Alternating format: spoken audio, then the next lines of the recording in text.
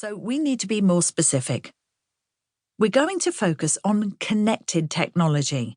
Devices that connect to the internet to send and receive information, to play video games online, to share photos and videos with friends and strangers. Smartphones, tablets, smart TVs, fitness wearables, things with screens and all the things you can do on them. You don't need to own all of these things to get something out of this audiobook. The main points will apply whether your tech use is minimal or maniacal. You don't have to be a card-carrying tech lover to enjoy this book, just ready and willing to find your best tech-life balance. I have in the past, like many others, tried to make the case that tech is neutral, that technology in and of itself can neither be good nor bad, and that it depends entirely on how we as individuals use it that determines whether the value it creates is positive or negative.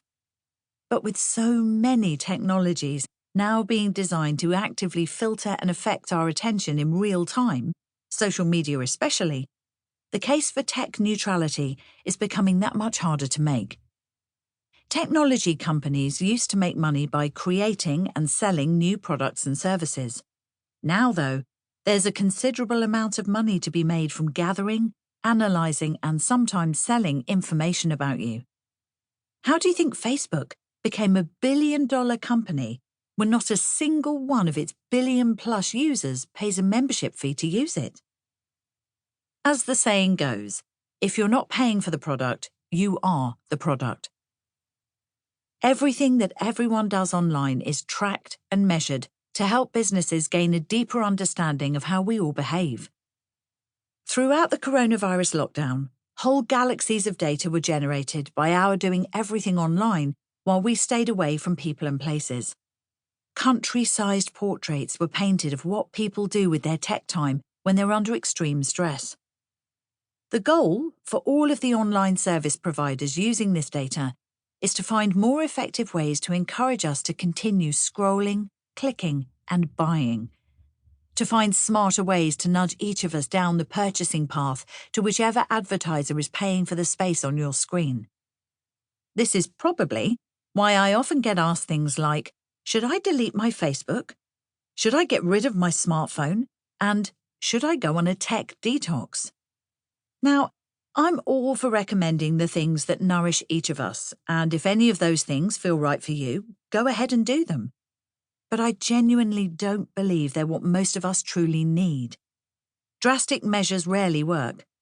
Pick any of your New Year's resolutions and ask yourself, how many ever made it past spring? Just as the practice of detoxing our bodies with extreme fasting and lots of lemon juice has been called into question by researchers, the notion of a tech detox is simply not helpful to the greater majority of us. We'll be doing ourselves a favour if we can agree to retire the word detox from our tech vocabulary for good and keep it in its proper context, for when someone is in the process of expelling hard drugs from their system or getting treatment for a snake bite. Why does this matter? Because words matter. The language we use about any given subject affects the way we think about and react to that subject. Many of us rely on technology for work, for entertainment, and for connection with other people. Admittedly, the tech we use every day isn't flawless and, in some instances, as we'll learn, has been designed to influence and monetize our attention.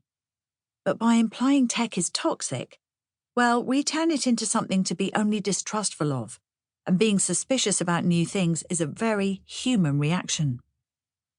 In 1926, a charity group in the US asked, does the telephone break up home life and the old practice of visiting friends? Don't be fooled by the calm and objective tone of the question. The implied answer was a loud and concerned yes. Telegrams, television, mobile phones, and more recently video games and virtual reality have all provoked near identical responses. These are examples of what experts call moral panic. It's a particular type of reaction people have to changes in society that appear to threaten their familiar values or traditions. I think it's important to recognise that a knee-jerk response to new technologies is entirely expected.